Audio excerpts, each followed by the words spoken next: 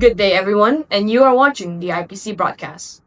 To start off, in the United Nations Women's Council, the UK and Russia are having major points of contention with regards to abortion. Brought to you by Xinhua News. Russia has emphasized on making more abortion healthcare advanced, right? This is the Xinhua News Agency.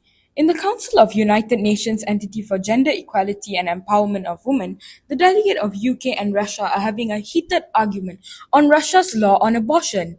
The delegate of UK claims that Russia is trying to make abortion healthcare more advanced, even though Russian authorities are restricting access to safe abortion care. Why we restrict abortion more? Okay, the very problem we are facing, like many other countries.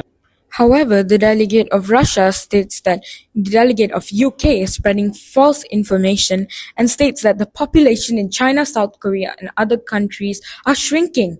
Moreover, the delegate of Russia states that the primary reason of Russia's strict abortion law is so that women can birth their children and to increase the population. Up next, still in the UNW, the new MAGIC protocol was just introduced. Brought to you by South China Morning Post.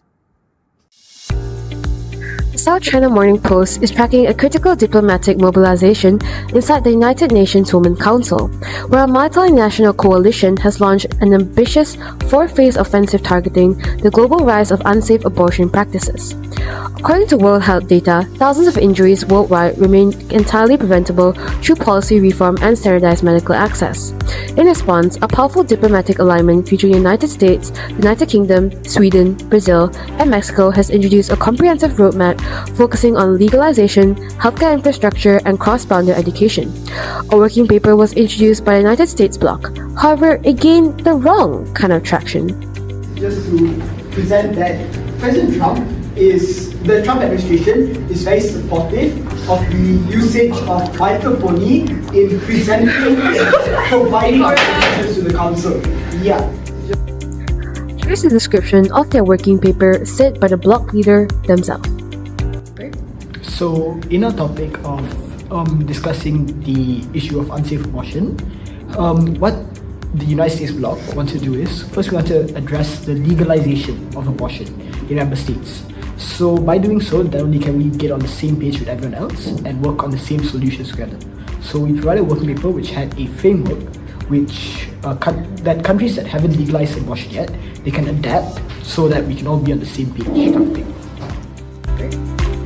As the UNW Council pushes for universal adoption, observers are watching closely to see if these Western and Latin American frameworks can successfully integrate with diverse regional policies globally, or if institutional bottlenecks will stall this healthcare expansion. This is the South China Morning Post, sharing news and views that matter. Thank you. Up next, from DISEC, Saudi Arabia strengthens their anti-money laundering and counter-terrorism framework. Brought to you by Al Jazeera. This is Al Jazeera reporting from DISEC. Saudi Arabia says it has continued to strengthen its anti-money laundering and counter-terrorism financing framework, along with tighter oversight and licensing of informal money transfer operators to prevent misuse by terrorist organizations.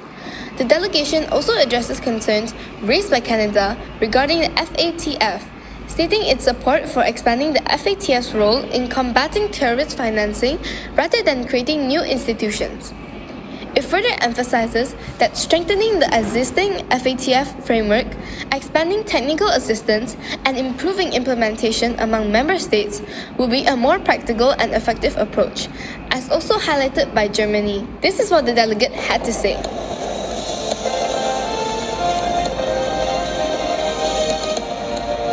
We would like to enforce a more stricter and stricter regulations upon the Hawala network, because we believe that it is still, because it is a traditional way in banking and it is not used in any modern tactics, we believe that it is still very useful, and if we do ban it and if we do prohibit it, it it will cause a bigger issue rather than more benefits for our country. We would like to license and enforce stricter regulations upon the network and the transferring of money between our country and other countries or foreign countries without to counter-terrorize and yeah. Lastly, also from the United Nations Command of Frontiers, a press conference was hosted just yesterday. Brought to you by the Star News. This is Star News reporting on the United Nations Command of the Frontiers Council. In the recent press conference of UNFC, the delegate of Australia was asked about what evidence is there and how China was the country to blame for the incident happening in UNFC. Australia stated, foul play instead of alien life. It would have to be between the perpetrator would either be the European Commonwealth and the People's Republic of China. And we held a moderated caucus to determine which of the two were more likely to be the perpetrator. And we concluded that we would most likely be China. This sparked confusion in the council, as some have mentioned how China was already cleared for now. Hence, the chairs had to interfere, correcting the delegate of Australia. We had a very extensive session in which China had to unfortunately address all of the allegations made, and we concluded that by the end of it, China was not responsible for what has happened in Xi'an.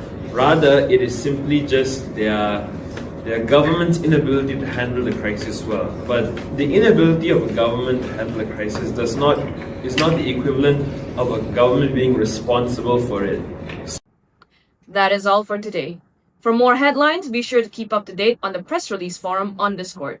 This has been D. Emeralda, and you have been watching the IPC Broadcast.